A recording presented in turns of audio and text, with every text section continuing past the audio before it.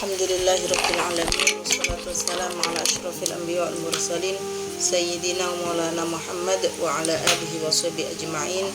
Rabbi shrah li sadri wa yassir li amri wa hlul 'uqdatam min lisani yafqahu qawli, amma ba'd. Al-Fatihah. Hadratan Sultan Muhammad sallallahu alaihi wasallam jami'an jamaah sunnah wa khususan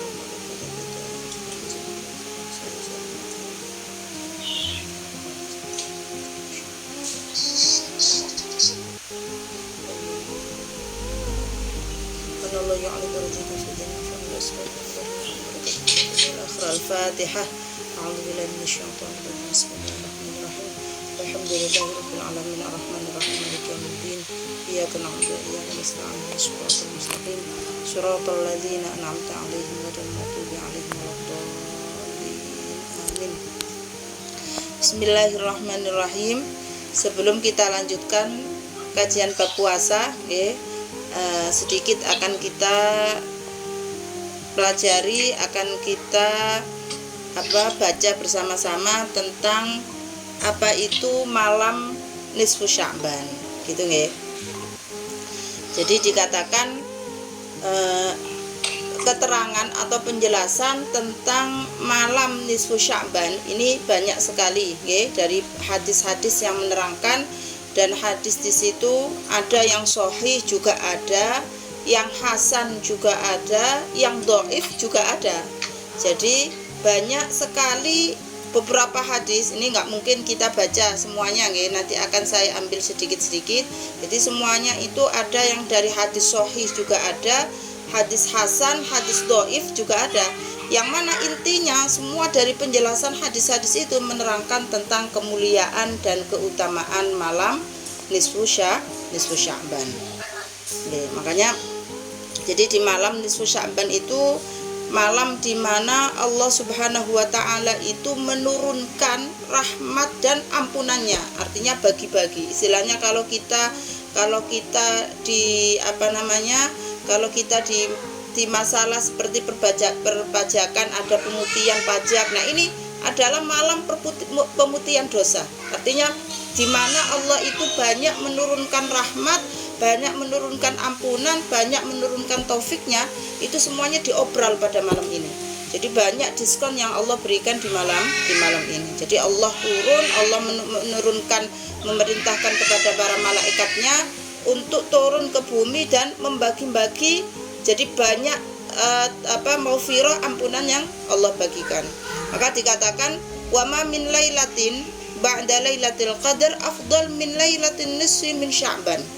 Tidak ada suatu malam setelah malam Lailatul Qadar yang lebih afdol daripada malam nisfu Sya'ban. Kalau kita tahu sudah keutamaan malam Lailatul Qadar khairum min alfi syahr. Nah, ini tidak ada yang lebih utama daripada malam Lailatul Qadar melainkan malam nisfu Sya'ban.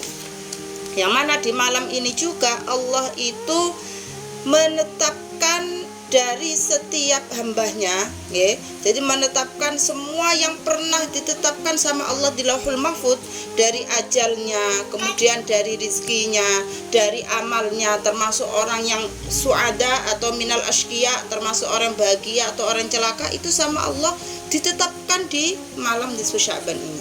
Sebagaimana dalam firman Allah disebutkan yamhullahu ma yasha'u wa yuthbit wa indahu ummul kitab. Jadi Allah akan menghapus. Jadi yang Allah kehendaki dari catatan yang pernah dicatat di Lauhul Mahfuz, yang Allah kehendaki untuk dihapus atau dirubah, maka dirubah pada malam ini. Dan yang Allah kehendaki untuk ditetapkan pada malam ini, maka Allah tetapkan. Makanya kita diperbanyak untuk berdoa, berzikir, beristighfar supaya Allah ini bisa menjadikan kita ini, kalau memang dulunya ditakdirkan sebagai orang-orang yang ashqiya, orang-orang celaka, naudzubillah, maka kita harapkan di malam ini dengan kita banyak memohon ampunan, kita harapkan kita ini mendapatkan ampunan sehingga Allah mengganti catatan yang dulu kita ini dicatat sebagai orang celaka, di sini akan dicatat sebagai orang yang minas suada, orang yang bahagia. Kalau memang dulu kita ini dalam masalah rizkinya kita dicatat sebagai orang yang memiliki rizki yang tidak berkecukupan, maka kita harapkan di malam ini Allah menggantinya dengan diberikan rezeki yang sangat banyak dan berkah. Makanya di malam ini Allah tetapkan itu semuanya adalah merupakan hak ataupun sesuatu yang boleh dilakukan oleh Allah. Artinya jaiz. Allah mau menghapus, mau menetapkan semua yang sudah ditetapkan di Lauhul Mahfuz. Pada malam ini Allah akan bisa merubahnya dengan kita ini memperbanyak mendekatkan diri kepada Allah, menghidupkan malam-malam nisfu Sya'ban ini dengan banyak melakukan ibadah, sehingga Allah ketika Allah membagi-bagi ampunannya, kita ini mendapatkan bagiannya. Nah, itu yang kita harapkan. Maka hendaknya memperbanyak amalan-amalan ibadah. Dan dikhawatirkannya juga barangkali kita ini ditakdirkan, kalau memang ditakdirkan meninggal di tahun ini, maka dengan harapan kita ini meminta kepada Allah, kita meninggal di tahun ini dengan catatan yang menjadi catatan yang baik, menjadi catatan sebagai orang-orang yang selamat dunia dan akhirat, menjadi orang-orang yang meninggalnya tetap membawa iman, membawa Islam dalam keadaan husnul khotimah. Nah, tapi yang perlu kita fahami juga, jadi apa yang harus kita siapkan di dalam menyambut malam nisfu Sya'ban, dan insya Allah nanti malam ini malam nisfu Sya'ban setelahnya maghrib, nah itu sudah masuk malam nisfu Sya'ban. Jadi apa yang harus kita persiapkan selain sholat, selain banyak zikir, selain banyak doa, apa yang harus kita persiapkan untuk menyambut malam nisfu Sya'ban ini? Di antara yang penting juga, jadi Allah itu memberikan ampunannya kepada semua hambanya, meskipun orang ini memiliki dosa sebanyak, kalau diibaratkan dalam hadisnya itu, memiliki dosa sebanyak bulu domba yang dimiliki oleh Bani Kilab. Jadi ada satu kabilah namanya Bani Kilab. Mereka ini termasuk suatu kaum yang memiliki gembalaan domba yang sangat banyak, yang paling banyak sekali.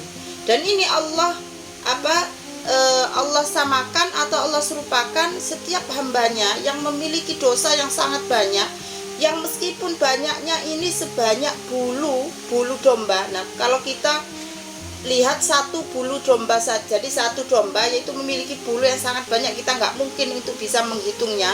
Maka ibaratnya seperti itu juga, jika ada seorang yang memiliki dosa yang dosanya sebanyak itu, maka tetap Allah akan memberikan ampunan kepadanya selama dia ini bukan termasuk daripada 4 golongan. Nah, siapa mereka? Makanya jangan sampai kita ini untuk memasuki ataupun ketika kita ini hendak memasuki nanti malam-malam nisfu Sya'ban, kita ini termasuk salah satu daripada 4 golongan ini. Yang pertama adalah orang yang menyekutukan Allah, yaitu musyrik, orang yang musyrik. Jadi orang musyrik, orang yang menyekutukan Allah, yang menganggap ada Tuhan selain Allah, maka di sini dia tidak akan mendapatkan ampunan meskipun di malam ini Allah bagi-bagi maghfirahnya. Kemudian yang kedua adalah musyahin. Musyahin itu orang yang ada kebencian dengan sesama muslim yang lainnya. Kalau masih ada menyimpan kebencian, masih ada menyimpan dendam, tidak saling sapaan satu sama lain, maka di sini meskipun dia berdoa sebanyak-banyaknya, beribadah sebanyak-banyaknya di malam ini, tetap dia akan terhalang daripada mendapatkan ampunan daripada Allah Subhanahu wa ta'ala. Makanya ini yang penting sebelum kita ini memasuki ke nisfu Sya'ban nanti ini setelah maghrib, maka kalau memang ada di antara kita yang masih menyandang status salah satu dari ini, maka hendaknya kita rubah. Nah, kalau ada yang dulunya nggak sapaan, sekarang ditelepon. Kalau dulunya ada yang masih memutuskan tali silaturahim, sekarang disambung, disambung. Pokoknya kita harus merubah status kita yang dari pemutus tali silaturahim, pembenci ataupun pendendam, sekarang ini kita rubah sebelum nantinya kita memasuki ke dalam malam nisfu Sya'ban. Maka dikatakan kalau orang itu qati'ur rahim, orang yang memutuskan tali silaturahim itu dia tidak akan masuk ke dalam surga meskipun dia itu meninggalnya di dalam Ka'bah. Nah, sampai seperti itu Allah kata Rasul dalam hadisnya, bahwasanya orang yang memutuskan tali silaturahim maka dia tidak akan masuk surga meskipun meninggalnya di dalam Ka'bah, meskipun dalam keadaan beribadah. Sama ketika malam ini Allah sedang mengampuni semua dosa hambanya, meskipun dosa yang paling banyak pun tetap Allah ampuni selama tidak termasuk dari salah satu 4 golongan ini. Nah, makanya ini yang penting, selain kita juga menyiapkan diri kita untuk banyak beribadah, banyak bersedekah, kemudian banyak kita itu membaca zikir, maka ini yang harus kita lakukan terlebih dahulu. Supaya apa? Supaya doa-doa yang kita panjatkan, amalan-amalan yang kita lakukan diterima dan kita mendapatkan ampunan daripada Allah Subhanahu wa taala. Kemudian yang ketiga adalah mudminu khamr. Jadi orang yang pengkonsumsi khamr ataupun narkoba, nah ini tidak akan mendapatkan juga ampunan daripada Allah di mana Allah ini membagi-bagi maghfirahnya.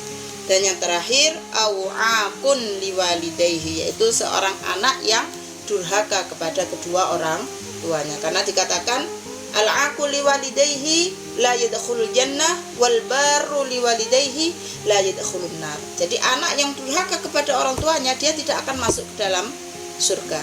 Begitu sebaliknya anak yang berbakti kepada orang tuanya dia tidak akan masuk ke dalam neraka. Maka sebelum kita nanti malam ini memasuki daripada malam nisfu Sya'ban yang penuh kemuliaan, maka hendaknya jangan sampai di antara kita ada yang masih tergolong daripada salah satu 4 golongan ini. Maka sia-sia meskipun ibadah yang dilakukan, doa yang kita panjatkan, tetap Allah tidak akan memberikan pahalanya, karena mahjub ataupun terhalang daripada mendapatkan ampunan selama masih ada yang menyandang status salah satu daripada 4 golongan ini.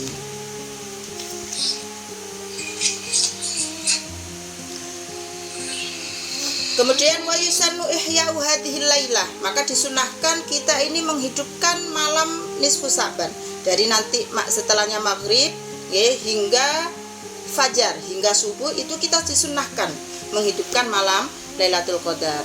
Karena Rasulullah Shallallahu Alaihi Wasallam bersabda, man ahyal layali al-khams wajabat lahu al-jannah. Siapa yang menghidupkan malam-malam yang 5, maka dia berhak ataupun wajib mendapatkan surganya Allah.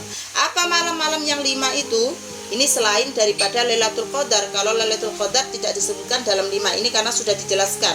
Sudah jelas Lailatul Qadar sudah diterangkan di dalam ayat Al-Qur'an, dan sudah dikatakan di awal bahwasanya malam-malam ini adalah malam yang paling afdal adalah Lailatul Qadar, kemudian setelahnya itu adalah malam nisfu Sya'ban. Jadi 5 malam yang mana siapa yang menghidupkan di malam 5 ini, maka Allah akan mewajibkan ataupun memberikan balasan kepadanya dengan masuk ke dalam surga. Yang pertama adalah Lailatul Tarwiyah, malam Tarwiyah. Kemudian yang kedua Lailatul Arafah, malam Arafah. Yang ketiga Lailatul Nahar, malam hari raya Idul Adha. Yang keempat Lailatul Fitr, malam hari raya Idul Fitri. Dan yang terakhir Lailatul Nisfi min Sya'ban, malam nisfu Sya'ban. Di dalam sebagian riwayat yang lainnya disebutkan 5 malam yang tidak akan ditolak doa seseorang adalah 1 malam Jumat, kemudian malam Arafah, malam 2 hari raya, dan malam nisfu Sya'ban. Dalam hadis yang lainnya disebutkan seperti itu. Dan kebetulan malam ini bertepatan dengan malam nisfu Sya'ban adalah malam Jumat. Jadi berkumpul di dalam 2 malam ini ada 2 kemuliaan, yaitu 1 malam Jumat dan juga malam nisfu Sya'ban. Sehingga kalau ada hadis yang mengatakan barang siapa yang berdoa di malam Jumat dan juga malam nisfu Sya'ban, maka Allah akan pasti kabulkan. Maka di dua kesempatan ini kita gunakan sebaik-baiknya untuk memperbanyak doa. Kalau di dalam bulan Rajab disebutkan yang afdal di dalam bulan Rajab itu di 10 yang pertama. Kenapa? Karena di situ ada awal Rajab. Kemudian kalau di dalam bulan Sya'ban yang afdal itu adalah di pertengahannya, karena di pertengahannya terdapat nisfu Sya'ban. Sebagaimana di dalam bulan Ramadan yang afdal itu adalah di 10 hari yang terakhir, karena di situ terdapat malam Lailatul Qadar. Maka bagaimana kita cara menghidupkan malam-malam ini ya banyak sekali. Kalau kita mau mengambil dengan derajat ataupun cara menghidupkan malam-malam ini dengan tingkatan yang mulia, ya sudah kita lakukan sepanjang malam ini untuk kita lakukan ibadah. Atau kalau nggak bisa ya kita ambil di sepertiga malamnya kita gunakan untuk berbanyak sholat hajat, sholat tahajud, kemudian sholat taubat, dan di situ banyak kita gunakan juga untuk berzikir, berdoa. Atau kalau nggak bisa juga untuk menghidupkan malam-malam ini, paling nggak kata para ulama jangan sampai ditinggalkan berjamaah untuk melakukan sholat isya berjamaah, dengan subuh juga dilakukan dengan berjamaah. Karena barang siapa yang melakukan sholat isya dan subuh berjamaah, maka dihitung pahalanya sama seperti dia ini menghidupkan satu malam penuh untuk melakukan ibadah. Jadi untuk malam ini yang awalnya subuhnya tidak jamaah atau isyanya tidak jamaah, maka kita paksakan, kita usahakan untuk malam ini, dan kalau bisa seterusnya, untuk isya subuh ini jangan sampai kita ini tidak kita kerjakan dengan berjamaah. Makanya di antara para ulama itu ada yang mengajarkan ataupun yang sudah umum dilakukan, di masjid-masjid boleh dilakukan, di masjid boleh, di rumah juga boleh. Itu diantaranya amalan yang kita baca nanti setelahnya maghrib ini adalah membaca yasin sebanyak tiga kali. Ketika membaca yasin yang pertama, kita niatkan tulul umur fi taatillah. Kita niatkan supaya kita ini diberikan oleh Allah umur yang panjang di dalam ketaatan kepada Allah. Itu yang niat yang pertama di dalam baca yasin. Kemudian ketika membaca yasin yang kedua, kita niatkan supaya Allah ini memberikan kita rizki yang halalan thayyiban mubarakan. Jadi dikasih rizki yang halal, dikasih rizki yang baik, dikasih rizki yang berkah. Dan ketika membaca yasin yang ketiga, ini kita niatkan supaya Allah ini menetapkan iman dan Islam kita, sehingga ketika Allah mengambil nyawa kita, kita meninggal dalam keadaan husnul khatimah. Baru setelahnya itu kita membaca doa. Ada doanya nanti kalau jenengan lihat biasanya di buku-buku wirid itu ada Allahumma ya dzal manni wa la yumannu alaih. Nah, itu lanjutannya ada. Nanti dibaca setelahnya membaca yasin. Ya Allahumma ya dzal manni wa la yumannu alaihi ya dzal jalali wal ikram ya dzal tawli wal in'am la ilaha illa anta dhaharal lajin wa jaral mustajirin wa ma'manal khaifin. Nah, itu nanti ada. Dengan bisa nyari doa yang dibaca di malam nisfu Sya'ban. Nah, itu baca setelah baca yasin, baca doa tersebut. Jadi intinya untuk malam ini kita usahakan banyak melakukan ibadah, banyak kita ini memohon ampunan kepada Allah. Juga kalau yang disunahkan juga adalah doa-doa yang warid daripada baginda Rasul, kita memperbanyak membaca istighfar. Bacaannya sama seperti yang kita baca di saat malam-malam Lailatul Qadar. Apa itu? Allahumma innaka afuwun karim tuhibbul afwa fa'fu anna. Kemudian juga meminta selalu diberikan kesehatan. Allahumma inni as'alukal afwa wal afiyah wal mu'afatad daimata fi dini wa dunya wal akhirah. Ini doa-doa yang warid daripada baginda Rasul yang ada di dalam bacaan doa pagi dan petang. Itu ada nggih. Allahumma inni as'alukal afiyata fid dunya wal akhirah wal mu'afatad daimata fi dini wa dunya. Allahumma inni as'alukal afwa wal afiyah wal mu'afatad daimata fid dini wa dunya wal akhirah. Ya Allah, aku memohon kepadamu ampunan dan juga afiyah. Afiyah itu kesehatan, bukan sekedar kesehatan zahir tapi kesehatan batin. Kemudian selalu diberikan mu'afah, selalu di dalam agama dan juga di dalam urusan dunia kita. Maka berbanyaklah membaca ataupun berdoa, baik itu dalam urusan dunia maupun di dalam urusan akhirat kita. Nanti doanya bisa jenengan cari ya, yang Allahumma ya dzal manni wa la yumannu alaih. Nanti banyak itu di buku-buku wirid juga ada, nanti jenengan browsing juga ada nggih. Nggih.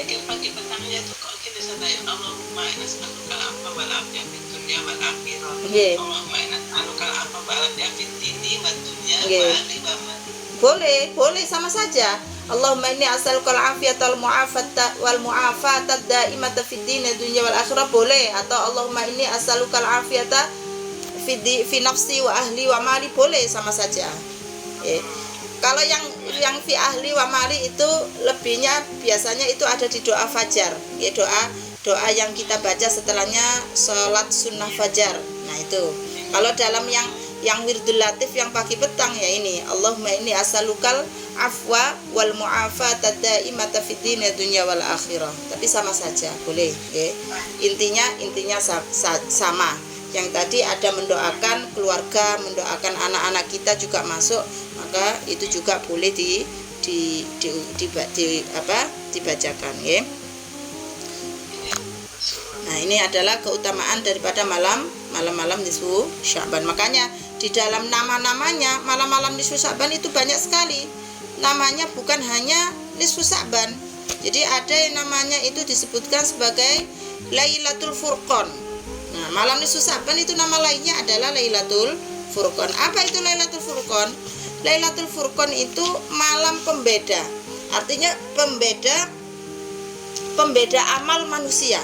Jadi Allah tetapkan di situ, Allah akan mengganti mana yang Allah tetapkan sebagai orang-orang yang beruntung dunia akhirat, orang-orang selamat bahagia dunia akhirat, mana yang Allah tetapkan sebagai orang-orang yang celaka. Makanya dinamakan Lailatul Furqan. Ada juga dinamakan dengan Lailatul Baro'ah. Nah, Lailatul Baro'ah itu adalah malam kebebasan. Jadi dibebaskan sama Allah dari api neraka, Lailatul Baro'ah. Kemudian juga disebut juga dengan Lailatul Mubarakah, malam yang penuh dengan keberkahan. Kemudian disebut juga dengan Lailatul Qismah, malam yang penuh dengan pembagian Allah. Jadi dibagi penuh dengan pembagian yang Allah berikan, ada ampunan, ada rahmat, ada taufiknya, semua dibagikan sama Allah di malam itu. Kemudian juga Lailatul Taqdir. Nah, disebut juga malam nisfu Sya'ban ini sebagai Lailatul Taqdir, yaitu malam ditetapkannya oleh Allah kita ini termasuk orang yang selamat, termasuk memiliki rezeki yang halal thayyiban. Bagaimana dengan amalan-amalan kita ini pada malam ini ditetapkan. Kemudian juga dinamakan dengan Lailatul Ijabah, yaitu malam yang penuh ijabah, dikabulkannya doa. Makanya kita gunakan kesempatan ini dengan sebaik-baiknya, kita perbanyak ibadah, zikir. Kalau bagi yang sedang berhalangan haid, ya, maka dari membaca Yasin tadi bisa diganti dengan bacaan zikir yang lainnya, dan juga bacaan istighfar, dan memperbanyak membaca doa. Kalau pakai HP nggak boleh juga. Kenapa? Kalau yang sedang haid. Nah, kalau sedang haid diusahakan yang membaca Yasinnya itu diganti saja. Diganti dengan bacaan-bacaan tadi, doa tadi, kemudian dengan bacaan maghfirah, istighfar, kemudian banyak baca baqiyatus sholihat, subhanallah, alhamdulillah, wala ilaha illallah, wallahu akbar, dan juga doa-doa yang untuk kita. Artinya doa-doa yang memang itu kita panjatkan daripada apa yang kita harapkan, baik itu dalam urusan dunia ataupun dalam urusan akhirat. Kalau doa namanya ibu ya. Nah, nggih. Nah, itu doakan semuanya. Nggih, betul. Jadi doa nggak harus dengan bahasa Arab. Daripada dengan bahasa Arab tapi salah. Nggih. Jadi salah karena kita nggak paham doa itu dengan bahasa Arab, akhirnya salah yang diucapkan. Sedangkan ini adalah malam yang penuh dengan ijabah, dikabulkan doa dengan bahasa Jawa, dengan bahasa Indonesia, seenaknya, sebisanya kita, semantapnya kita. Kalau memohon sama Allah dengan bahasa apa ya itu gunakan, okay? Jadi tidak harus dengan bahasa Arab. Dan doakan juga untuk anak-anaknya, untuk suaminya, untuk semuanya keluarga kita. Jangan lupa juga doakan untuk semua muslimin, dan juga doakan untuk saya, nggih. Jadi jenengan doakan juga untuk saya. Jadi sertakan, nggih, sami-sami, nggih. Jadi sertakan doa ini, jangan hanya doa untuk kita, tapi doakan semua untuk kaum muslimin, untuk keluarga, orang tua, baik yang sudah meninggal ataupun yang masih hidup, untuk anak-anak kita juga khususnya. Makanya kan dikatakan diantaranya amalannya juga memperbanyak sedekah.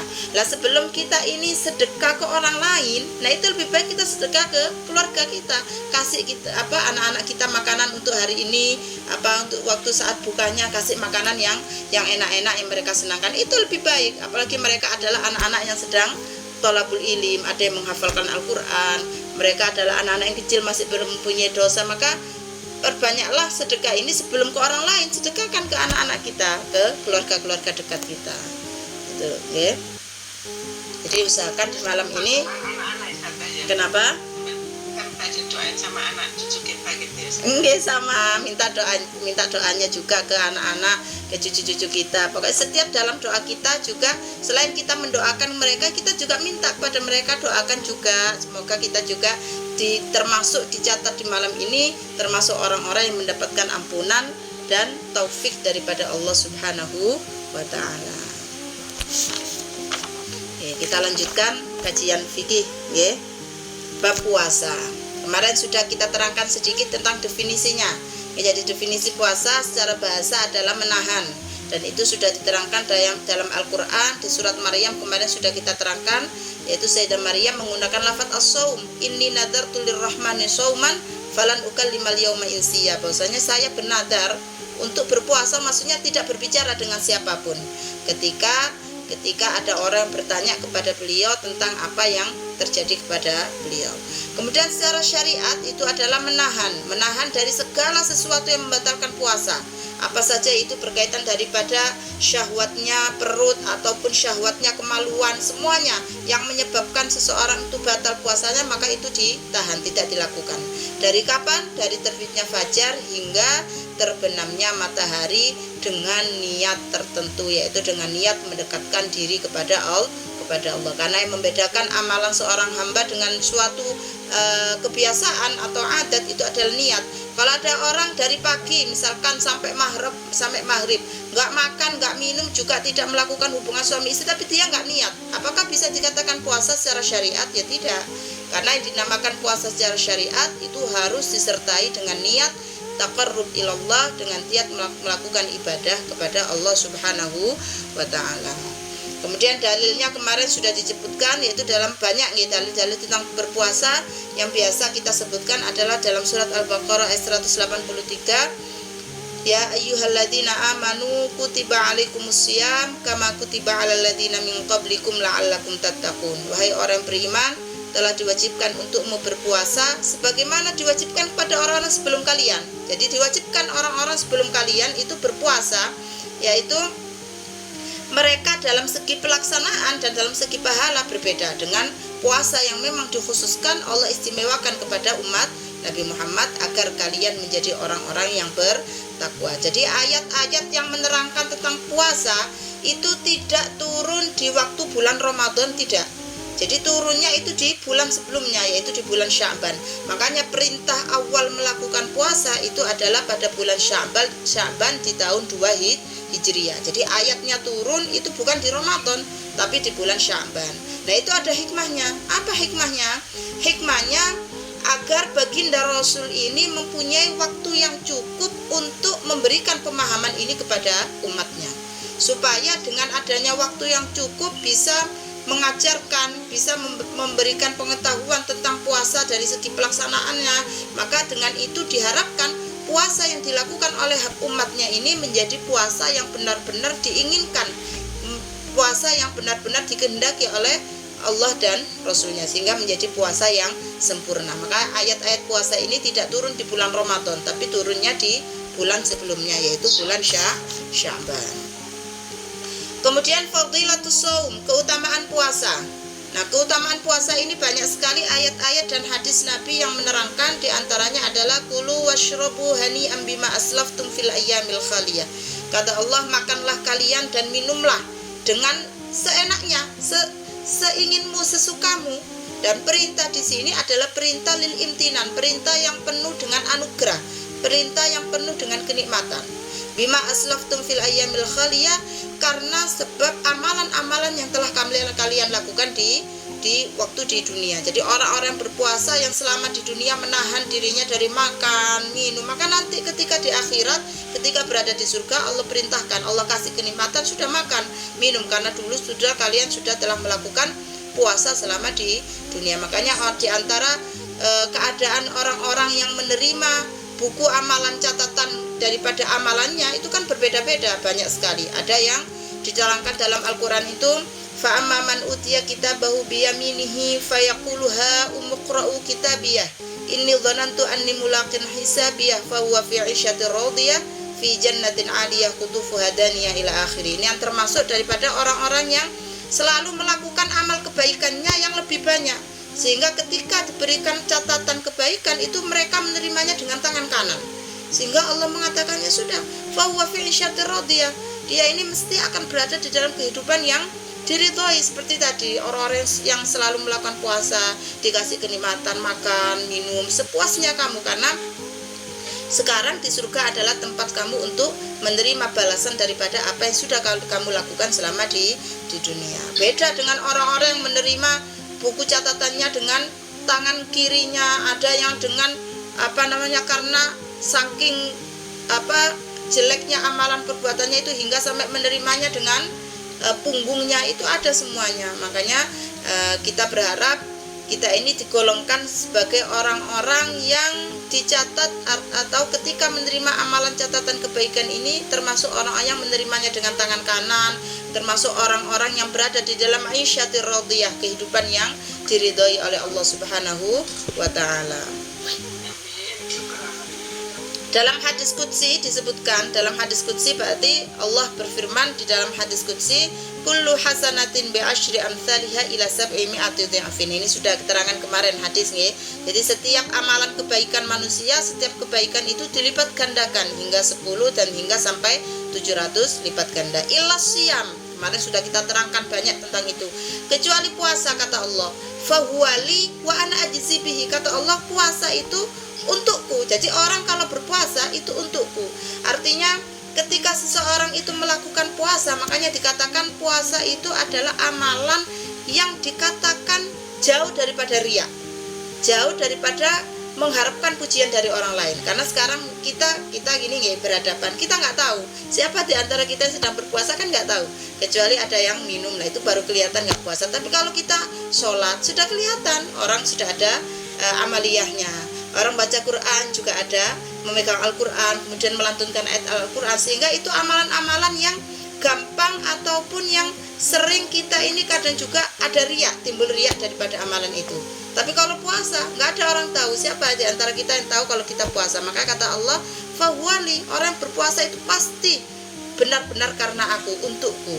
Maka kata Allah, wa ana ajzi bihi, kalau Allah lipatkan setiap kebaikan itu dengan berlipat ganda, maka pahala puasa ini aku sendiri yang akan membalasnya. Ya, Allah Maha berkehendak untuk memberikan pahala yang berlipat-lipat. Kemudian dalam hadis lain disebutkan, man shoma yauman fi sabilillah ba'adallahu minhu jahannam masirata mi'ati am. Siapa yang berpuasa satu hari saja di jalan Allah, maka Allah akan menjauhkan darinya neraka jahanam sepanjang perjalanan 100 tahun. Bagaimana kalau berpuasanya ini selalu dilakukan sering. Wa fil hadithi aidan as-shaim farhatani, orang lis-shaim farhatani, orang yang berpuasa ini memiliki dua kebahagiaan. Idza aftara fariha, ketika dia berbuka dia senang. Nah, karena itu yang ditunggu-tunggu. Jadi dari pagi sudah disiapkan semuanya, makanannya apa, minumannya apa, sudah dikumpul-kumpulkan semuanya. Barang terdengar suara adzan, nah itu senang. Jadi orang berpuasa yang pertama senang ketika dia berbuka. Nah, yang kedua, wa idza laqiyallah fariha bisaumihi, ketika nanti dia itu bertemu dengan Allah, maka dia akan senang dengan membawa amalannya yang berupa puasa. Wa fil hadithi kadzalik, dalam hadis juga disebutkan, somtus shaim tasbihun, diamnya orang yang berpuasa itu dihitung sebagai pahala tasbih. Kemarin kita sudah baca kemarin nggih keterangannya, orang yang baca subhanallah maka dilipat gandakan 10 kebaikan. Nah, ini hanya diam. orang yang berpuasa ini hanya diam, maka dihitung seperti orang yang membaca tasbih. Maka ini semuanya merupakan khususiyah, keistimewaan yang Allah berikan kepada umat daripada baginda Rasulullah Shallallahu Alaihi Wasallam. Wa naumu wa ibadah, tidurnya orang berpuasa itu dianggap ibadah. Bagaimana kalau dia selama berpuasa itu dia gunakan untuk hadir majelis taklim, dia gunakan untuk membaca Al-Quran, dia gunakan untuk berzikir, maka banyak sekali akan mendapatkan pahala-pahala yang berlipat. Kemudian wa du'auhu mustajab, doanya juga dikabulkan sama Allah, diijabah sama Allah. Wa amaluhu mudha'af, dan amalnya juga dilipat gandakan pahalanya oleh Allah Subhanahu wa taala. As-siyamu junnatun wa hisnun hasinun minan nar. Jadi puasa itu adalah benteng yang dapat membentengi kita daripada neraka, daripada api neraka. Dalam hadis lain disebutkan man shoma ramadhana imanan wa ihtisaban ghufira lahu ma taqaddama min dambihi wa fi riwayatin wa ma ta'akhkhar rawahul Bukhari wa Muslim. Barang siapa yang berpuasa Ramadan dengan iman dan dengan mengharapkan ridho daripada Allah Subhanahu wa taala, maka akan diampuni dosa yang telah lalu, dan dalam riwayat satunya disebutkan wa ma ta'akhkhar, dan dosa yang akan datang juga akan diampuni oleh Allah Subhanahu wa taala. Maka ada satu faedah tentang berpuasa ini dinukil daripada Al-Imam Ibnu Hajar. Beliau mengatakan inna tamanni zawali Ramadan minal kabair. Jadinya berharap-harap dengan berlalu ataupun selesainya bulan Ramadan itu termasuk daripada dosa besar. Maka jangan sampai ada di antara kita ini yang mengharap-harap cepetan Ramadan ini selesai. Kalau kita kan biasanya ya mungkin yang kita sibukkan ya bangunkan anak, kemudian nyiapkan sahurnya, nyiapkan bukanya, ya itu yang mungkin yang menjadikan kita ini berharap supaya Ramadan itu akan berakhir, tapi itu tidak dianjurkan. Karena dengan berharapnya kita ini dengan berharap Ramadan ini cepat berlalu, itu ternyata termasuk daripada dosa yang besar. Wala'allahu kama qala al-amir idza kana bughdhan lil ibadah wa rubbama yukhsha minhu al-kufur wal iyad billah. Dan barangkali dengan adanya kita mengharapkan Ramadan itu cepat selesai, kita nggak mau ibadahnya, sudah capek puasanya, tarawihnya juga Pak capek. Akhirnya dengan adanya seperti itu, dikhawatirkan itu akan menjadikan kita ini berada di dalam kekufuran wal iyadu billah. Nah, kemudian kita lanjutkan ahkamus shaum, hukum-hukumnya puasa. Jadi hukum-hukum puasa di sini disebutkan as-shaum ta'tarihi al-ahkamul arba'ah. Puasa ini ada hukumnya ada 4. Yang pertama al-wujub, wajib, yang kedua an-nadab, sunnah, yang ketiga al-karahah, makruh, dan yang keempat al-hurmah, yaitu haram. Yang hukumnya wajib yakunu dzalika fi sitti halat. Puasa yang hukumnya wajib itu berada dalam 6 hal. Yang pertama shaumur Ramadan, puasa Ramadan. Dan yang kedua shaumul qadha, puasa qadha, nyaur, nggih. Jadi kalau misalkan Ramadan ini kita haid ataupun kita sedang nifas, maka wajib qadha. Qadha ini puasanya nyaur, hukumnya wajib. Kemudian yang ketiga shaumul kafarah, puasa kafarah. Seperti apa? Dalam kafarah dhihar, seorang suami yang menyamakan punggung istrinya dengan punggung ibunya, maka dia harus melakukan kafarah dhihar ini sebelum dia ini menggauli istrinya. Jadi misalkan suami mengatakan punggung kamu kayak punggung ibuku. Nah, itu namanya seorang yang melakukan dhihar, sehingga sebelum dia ini menggauli istrinya dia harus membayar kafarahnya. Apa kafarah dhihar? Kafarah dhihar itu adalah itqu raqabah mukminah, memerdekakan budak yang mukmin. Kemudian kalau nggak ada, sekarang sudah tidak ada perbudakan, maka shaumu syahraini mutatabi'aini, puasa 2 bulan berturut-turut. Nah, ini yang termasuk yang puasa wajib kafarah tadi. Jadi kalau nggak ada memerdekakan budak, kan memang nggak ada sekarang, maka dia harus melakukan puasa 2 bulan berturut-turut. Maksudnya berturut-turut itu nggak boleh dipisah, salah satu tidak berpuasa maka harus diulang lagi. Sehingga ini yang menjadikan kenapa? Langge, makanya di sini kalau misalkan dia nggak mampu melakukannya, maka ada pilihan yang ketiga, yaitu it'amu sittina miskinan, memberikan makan kepada 60 orang muslim, atau memberikan diberikan makan seperti membayar mudnya, ya. Setiap orang miskin ini diberikan 1 mud. Itu sebanyak 60 orang miskin. It'amu sittina miskinan. Kalau perempuan itu kan kepotong head itu jelas nggak mungkin nggak puasa Oke, berturut-turut. makanya ini it'amu bisa dilakukan yang ketiga, yaitu it'amu sittina miskinan. Kemudian dalam kafaroh qatl, nah membunuh yang tidak disengaja atau salah sasaran. Nah, itu adalah itqu raqabah mukminah, yaitu memerdekakan budak yang mukmin juga. Kemudian membayar diat tebusan kepada keluarga si orang yang terbunuh tadi, ataupun kalau nggak mampu ya dengan shaumu syahraini mutatabi'aini, ya ada puasanya. Jadi itu yang dimaksud dalam kafarah qatl, ataupun juga dalam kenapa?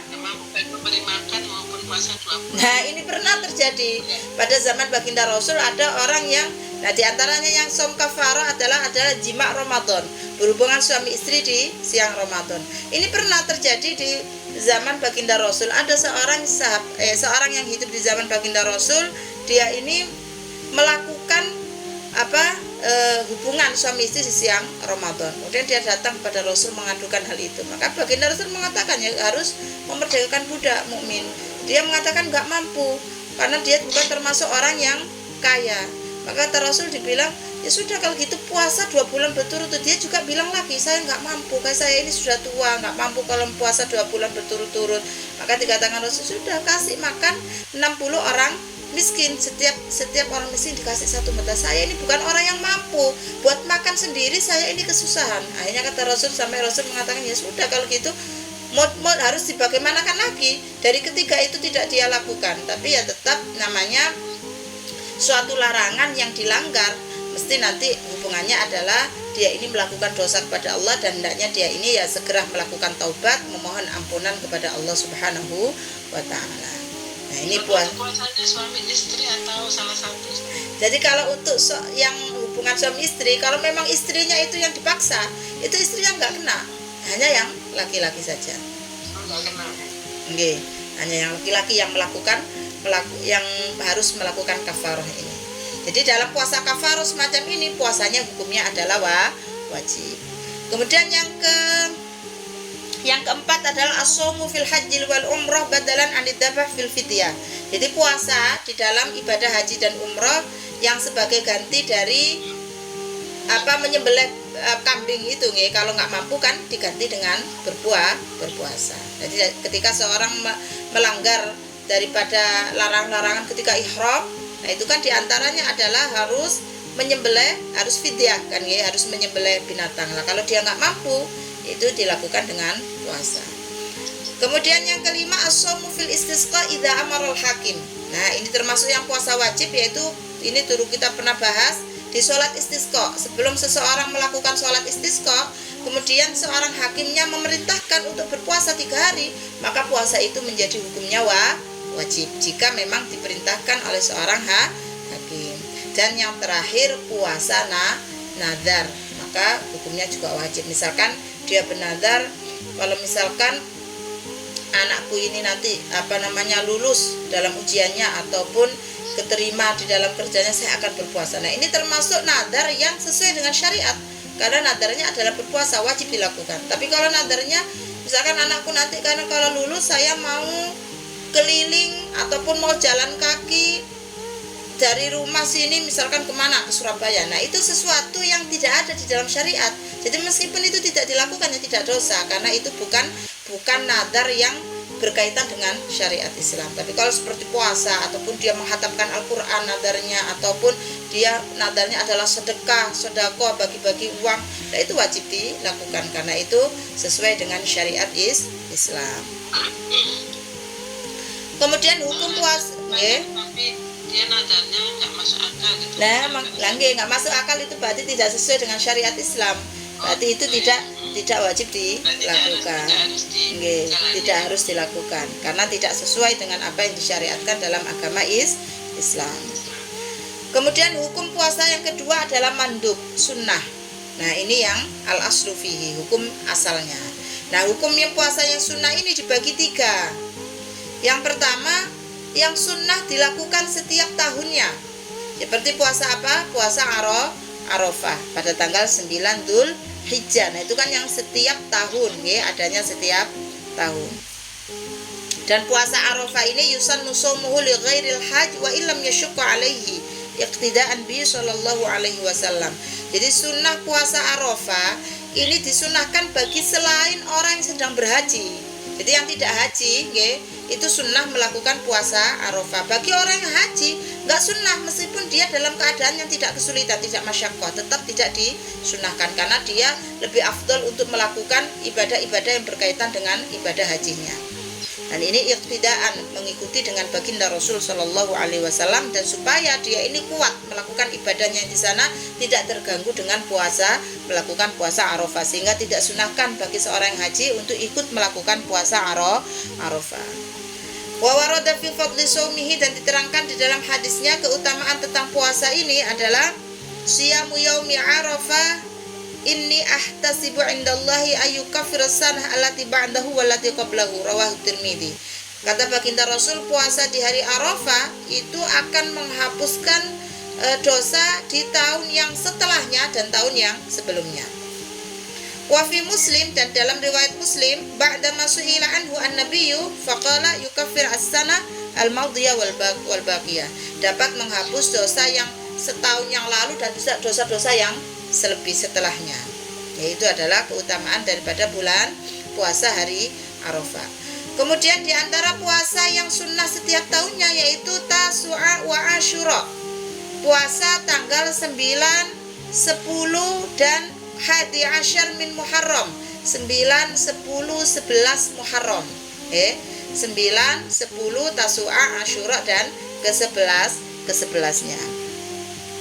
Nah, kalau dalam Asyura sudah jelas di situ Allah banyak terjadi peristiwa di bulan Asyura ya, di antaranya najjallahu subhanahu wa ta'ala fi nabiyyahu Musa alaihissalam, Allah menyelamatkan Nabi Musa daripada kejaran Raja Fir'aun. Wa warada fi fadlihi an-nabiy sallallahu alaihi wasallam su'ila anhu faqala yukaffir sana al-madiyah, rawahu Muslim. Ketika baginda Rasul ditanya apa keutamaan puasa Asyura, maka beliau mengatakan yukaffir as-sana al-madiyah, dapat menghapus dosa setahun yang lalu.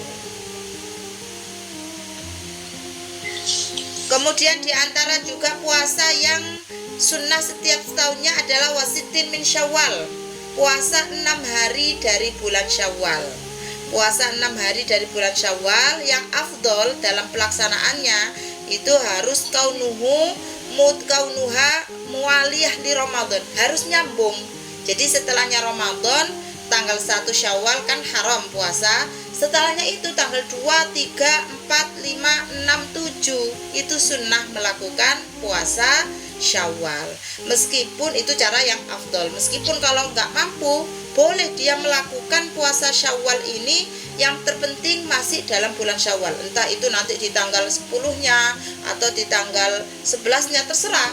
Jadi yang nggak harus di tanggal 2 Syawal hingga tanggal 7, tapi yang afdol nyambung itu tadi, hanya dipisah dengan hari raya tanggal 1-nya haram berpuasa, kemudian dilanjutkan puasanya tanggal 2, 3, 4, 5, 6 dan 7. Dan di situ keutamaannya apa? Wa warada fi fadliha man shoma ramadhana thumma atba'ahu sittan min Syawal kana kasiyamid dahr, rawahu Muslim. Kata baginda Rasul, siapa yang berpuasa dalam bulan Ramadan kemudian diikuti dengan 6 hari dari bulan Syawal, yaitu dari tanggal 2 sampai tanggal 7 tadi, maka dia itu mendapatkan pahala seperti melakukan puasa dahr, puasa setahun. Kemudian puasa-puasa yang sunnah setiap tahunnya adalah al-ashhurul hurum, puasa-puasa yang dilakukan di dalam bulan-bulan haram. Bulan-bulan haram ada 4, salasa sardun wahia Dzulqa'dah, Dzulhijjah, Muharram, wa wahid fardun wa huwa Rajab. Jadi bulan haram, bulan-bulan yang dimuliakan Allah ada 4, yang 3 ini turut-turutan, Dzulqa'dah, Dzulhijjah, Muharram. Yang 1 menyendiri yaitu bulan Rajab. Nah, ini termasuk kita ini sunnah diperbanyak untuk melakukan puasa, memperbanyak puasa di bulan-bulan yang Asyurul Hurum ini tadi, di bulan Dzulqa'dah, Dzulhijjah, di bulan Muharram, bulan Rajab yang kemarin itu kita sunnah memperbanyak untuk melakukan ibadah puasa. Karena di dalam hadis disebutkan afdhalus shiyam ba'da Ramadan syahrullahil haram wa afdhalus shalah ba'dal fardhah salatul lail. Dikatakan paling utamanya puasa setelah bulan Ramadan adalah Syahrullahil Haram, puasa di bulan-bulan haram yaitu Dzulqa'dah, Dzulhijjah, Muharram dan Rajab. Dan afdhalus shalah ba'dal fardhah, paling utamanya salat setelah salat fardu adalah salat malam. Rawahu Muslim. Ini satu riwayat mengatakan afdalnya puasa setelah Ramadan Asyurul Hurum. Tapi dalam riwayat yang lain disebutkan juga ketika baginda Rasul ditanya puasa apa yang afdal setelahnya puasa Ramadan, beliau mengatakan puasa di bulan Sya'ban. Makanya Sayyidah Aisyah itu beliau mengatakan bahwasanya aku nggak pernah melihat baginda Rasul itu melakukan puasa yang penuh setelah Ramadan kecuali puasa di bulan Sya'ban. Itu beliau melakukan puasa penuh. Maka kalau dalam ilmu mustalahnya tadi disebutkan puasa yang afdal setelah Ramadan adalah Asyurul Hurum, berarti Dzulqa'dah, Dzulhijjah, Muharram, Rajab. Satu hadis lain mengatakan juga puasa yang afdal itu ada setelah Ramadan adalah puasa bulan Sya'ban. Maka kalau kita belajar di dalam mustalahnya, kalau dalam dua riwayat ini imkanul jam'i memungkinkan untuk dikumpulkan, ya dikumpulkan. Berarti dua-duanya termasuk puasa-puasa yang disunahkan, baik di bulan haram ataupun di bulan Sya'ban kita disunahkan untuk berbanyak melakukan puasa. Kemudian juga yang puasa yang disunahkan setiap tahunnya adalah wal ashril awal min Dzulhijjah, yaitu di hari-hari yang pertama daripada bulan Dzulhijjah, tanggal 1 sampai tanggal 9 Dzulhijjah. Kemudian puasa sunnah yang berulang dengan perulangan bulan, Nah, ini adalah ada ayyamil bid, puasa di hari-hari putih, yaitu tanggal 13, 14 dan 15 di saat bulan ini terang benderang, yaitu tanggal itu setiap bulan di setiap tanggal 13, 14, 15 Hijriahnya. Juga wal ayyamisud, di hari-hari yang menghitamnya bulan. Jadi bukan hanya di ayyamil bid saja, tapi di ayyamisud juga kita sunnah. Ayyamisud itu di hari-hari bulan ini gelap. Nah, kenapa kok sunnah? Sunnah berpuasa di sini ada hikmahnya disebutkan adalah tazwidus syahr bil ibadah wa talaban likashfi sawadil qalb wa syai' bisyai'. Jadi dengan adanya gelapnya bulan ini kita mohon kepada Allah jangan sampai hati kita juga menjadi hati yang gelap, dan memperbanyak ibadah di bulan itu dengan memperbanyak melakukan ibadah puasa. Yaitu tanggal berapa puasa ayyamisud ini? Yaitu pada tanggal 28, 29 dan 30 Hijriah. Kalau memang di dalam bulan itu hanya 29, maka digenapkan ke tanggal satunya. Kalau tadi kan ayyamusud 28, 29, 30. Kalau memang bulannya hanya 29, berarti 28, 29 dan tanggal 1 di bulan berikutnya. Jadi ayyamul bid juga, ayyamusud juga sunnah kita melakukan puasa. Kemudian yang ketiga, puasa yang sunnah setiap bulannya, setiap minggunya, yaitu kal Isnin wal Khamis, puasa Senin dan Kamis. Dan ini yang selalu baginda Rasulullah lakukan, yaitu puasa Senin dan Kamis. Wa afdhalus syiyamin nafil shaumu yaumin wa iftar yaumin wa huwa shaumu sayyidina Daud alaihissalam. Dari puasa-puasa sunnah itu yang paling afdal itu apa? Yaitu puasa Daud, sehari puasa, sehari tidak, sehari puasa, sehari tidak. Ini bagi yang mampu, tidak artinya ketika ada kata-kata afdol maka nggak harus, karena ini tergantung. Kalau orang itu dalam kondisi yang dia ini nggak mampu melakukan, ya tidak usah dilakukan, ambil sunnah yang lainnya. Setiap Senin Kamis puasa, kemudian di ayyamil bid puasa, ayyamusud puasa. Tidak harus satu hari puasa dan satu hari tidak. Tapi yang afdol dalam puasa sunnah adalah, yang paling afdol adalah puasa Daud. Kemudian yang makruh, saya selesaikan sampai ini bab ini tentang hukum puasa, karena ini berkaitan dengan puasa setengah bulan Sya'ban, nisfu Sya'ban, karena ini yang sering membingungkan, Jadi yang ketiga hukumnya adalah makruh. Yang ketiga hukumnya makruh jika jika berpuasa sendiri, artinya menyendiri untuk hari Jumat saja, atau hari Sabtu saja, atau hari Ahad saja. Nah, ini kalau hanya puasa dari Jumat tok, atau di hari Sabtunya saja, atau puasa di hari Ahadnya saja, maka ini hukumnya makruh. Kenapa? karena Jum'ah itu adalah Idul Muslimin, hari rayanya orang Muslim. Wasabat Idul Yahud, Sabtu itu adalah hari rayanya orang Yahudi. Wal Ahad Idul Nasara, dan Ahad adalah hari rayanya orang-orang Nasara. Sehingga makruh kalau kita puasanya Jumat sendiri, Jumat aja. Kecuali kalau digabung 2 hari, Jumat dengan Sabtu, atau Sabtu dengan minggunya, atau Jumat dengan Kamisnya. Pokoknya nggak boleh menyendiri. Yang menjadikan makruh itu jika puasanya itu sendiri, Jumat saja, atau Sabtu saja, atau Ahad saja. Dan kalau digabung dengan sebelumnya atau setelahnya, kenapa? Oh, ini ada Jumat sendiri, Sabtu sendiri, atau Ahad sendiri. Oke, itu hukumnya makruh. Kecuali kalau digabung dengan 1 hari sebelumnya atau harus setelahnya, itu tidak apa-apa, tidak menjadi makruh. Dan yang terakhir hukumnya adalah haram. Nah, yang makruh tadi juga diantaranya adalah puasa dahar bagi orang yang nggak mampu melakukannya. Artinya kalau ketika ada seseorang itu dengan puasa dahar, dia akan menyebabkan dirinya itu darurat, ataupun dengan dia melakukan puasa dahar ini menyebabkan banyak amalan-amalan sunnah yang tertinggalkan, maka hukumnya menjadi makruh. Puasa 1 tahun, puasa terus menerus 1 tahun.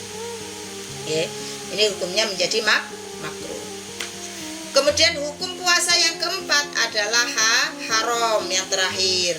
Dan yang haram ini dibagi 2. Ada haram tapi tetap sah puasanya, dan yang kedua haram dan tidak sah. Haram yang tetap sah itu seperti apa? Puasanya seorang istri yang tidak izin suaminya, puasa sunnah misalkan, mau puasa sunnah tapi nggak izin, terus suaminya nggak ridho, ataupun keesokan harinya suaminya mengatakan, loh kamu kok nggak izin, sedangkan kan namanya suami juga ada kebutuhan yang harus dipenuhi, sehingga namanya seorang istri ketika hendak melakukan puasa sunnah ataupun puasa wajib, nah itu tetap izin. Kecuali kalau puasa wajib dan waktunya sudah mepet, maka dosa suaminya kalau tidak mengizinkan. Misalkan ini Ramadan tinggal 15 hari dan dia ini masih banyak utang puasanya, kemudian bilang sama suaminya nggak mengizinkan, nah itu suaminya yang dosa. Tetap kita harus melakukan puasa Ramadan itu, puasa qadha itu tadi, karena dikatakan la maksiyata la ta'ata li makhluqin fi maksiatil khaliq. Enggak boleh kita taat kepada makhluk yang dengan ketaatannya itu menyebabkan kita ini maksiat kepada Allah Subhanahu wa taala. Dosa suaminya kalau melarang dia ini, si istri melakukan puasa yang waktunya ini sudah mepet, puasa wajib, puasa nyaur, Tapi kalau puasa sunnah, wajib bagi seorang suami istri untuk izin terlebih dahulu kepada waktu 1 tahun kok ya mungkin dia sibuk kerja, ataupun mungkin dia itu punya bayi. Nah itu kan, itu juga kita nggak tahu kepedulian daripada setiap orang gitu nggih. Jadi kalau puasa sunnah wajib kita bilang dulu. Kalau suaminya nggak mengizinkan ya nggak boleh dilanggar. Nah itu hukum puasanya. Kalau misalkan dia tetap melanggar, tetap puasa sah puasanya, tapi haram. Artinya haram itu apa? Ya dapat dosa. Kemudian yang kedua adalah haram dan tidak sah.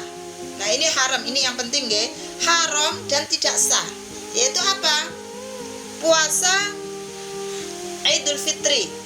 Nah, mentang-mentang ini puasa 30 hari Ramadan masih kurang, dilanjutkan pada tanggal 1 Syawalnya. Ini puasa yang tidak benar, nggih. Dia masih kurang melakukan ibadahnya, tanggal 1 tetap puasa. Nah, ini tetap hukumnya adalah haram dan tidak sah. Yang kedua, puasa di hari raya Idul Adha. Nah, puasa tanggal 10 Dzul Hijjah. Dan yang ketiga, puasa Ayyamut Tasyrik, 13, 11, 12 dan 13 daripada Dzul Hijjah. Yang keempat, puasa Shaumun Nisfil Akhir min Sya'ban, puasa di setengah yang terakhir dari bulan Sya'ban, kayak sekarang ini. Ini kan tanggal 14 nih. 14 nisfu Sya'ban itu berarti malam 15 kan gitu nggih. Ini 14, besok ini 15 Sya'ban, gitu kan.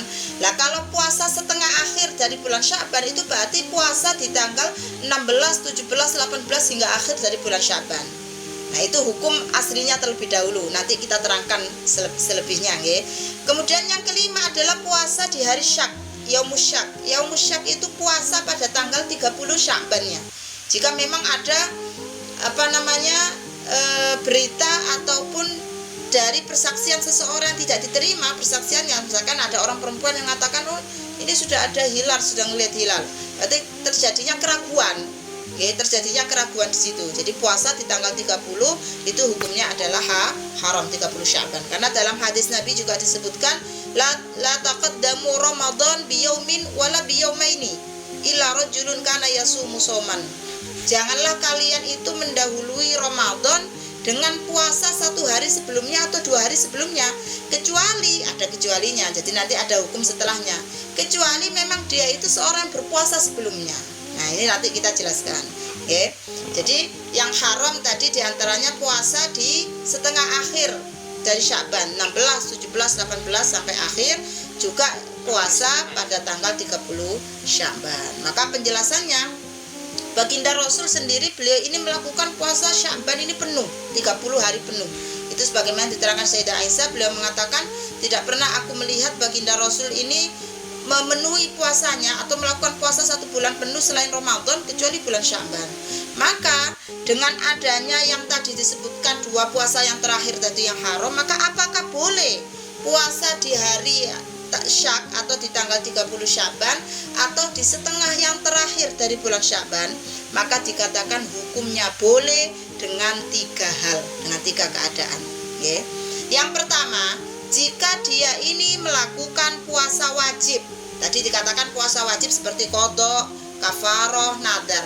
Jadi meskipun setelahnya tanggal 15, tanggal 16, 17, 18, kalau dia puasa qadha, enggak apa-apa, enggak menjadi haram. Atau puasa kafaroh, atau puasa nadar, ataupun yang masih puasa hutang, masih punya hutang, kemudian dia puasa di tanggal 16, 17 hingga akhir, tetap hukumnya adalah wajib, tidak menjadi haram.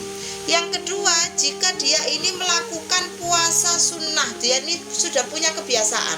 Jadi enggak ujuk-ujuk tanggal 30 Sya'bannya terus puasa. Sebelumnya dulu enggak pernah puasa, tapi tanggal 30 Sya'bannya puasa, maka itu haram hukumnya. Tapi kalau dia ini orang yang biasa melakukan puasa sunnah, Senin Kemisnya puasa, atau puasa-puasa sunnah dilakukan ini puasa, kebetulan ini adalah sudah masuk di tanggal 16, 17, maka tetap hukumnya menjadi puasa yang sunnah. Atau bahkan misalkan tanggal 30 Sya'ban kebetulan itu adalah puasa Kamis, yang dia memang sudah biasa melakukan puasa Senin Kamis, maka tetap boleh dilakukan, tidak menjadi haram. Kemudian yang ketiga, jika dia ini menyambung setengah yang kedua dengan sebelumnya. Maksudnya bagaimana? Maksudnya pada tanggal 15 Sya'ban besok, tanggal 15 Sya'ban kan besok dia puasa, maka boleh dia melanjutkan puasa 16, 17, 18 hingga 30 itu boleh. Dengan catatan harus terus. Jadi tanggal 15-nya puasa, 16-nya puasa, 17-nya puasa, 18-nya puasa sampai 30. Tapi kalau salah satu ada yang ditinggalkan, misalkan 15, 16, 17 puasa, 18 nggak puasa, maka setelahnya sudah tidak boleh melakukan puasa lagi. Maka jangan bingung. Kadang ada yang bingung, sudah tanggal 16 Sya'ban nggak boleh puasa. Maka kecuali dari 3 hal ini tetap boleh. Yang puasa wajib, qadha ataupun nadar tetap boleh dilakukan di tanggal 16 sampai akhir boleh. Ataupun yang terbiasa sudah melakukan puasa sunnah, maka hukumnya juga tetap boleh. Ataupun kalau kepingin tetap melanjutkan puasanya, maka dari tanggal 15, 16 terus puasa hingga tanggal 30 Sya'ban. Wallahu a'lam bishawab. Mafhum nggih? Bisa dimengerti nggih? Insyaallah Ustaz. Mafhum. Mudah-mudahan kita bisa terutama ini malam ini nggih, mudah-mudahan kita ini dikasih oleh Allah taufik hidayahnya bisa mengamalkan apa yang sudah kita pelajari tadi. Ini tinggal pengamalan dari kita. Mudah-mudahan Allah memudahkan bagi kita untuk mengamalkan, sehingga Allah takdirkan kita di malam ini menjadi orang-orang yang minas su'ada, kemudian menjadi orang-orang yang mendapatkan ampunan daripada Allah. Sehingga misalkan kok nanti kita ini diambil sama Allah, ini kita meninggalnya minta dalam keadaan iman Islam, dalam keadaan husnul khatimah. Al-Fatihah.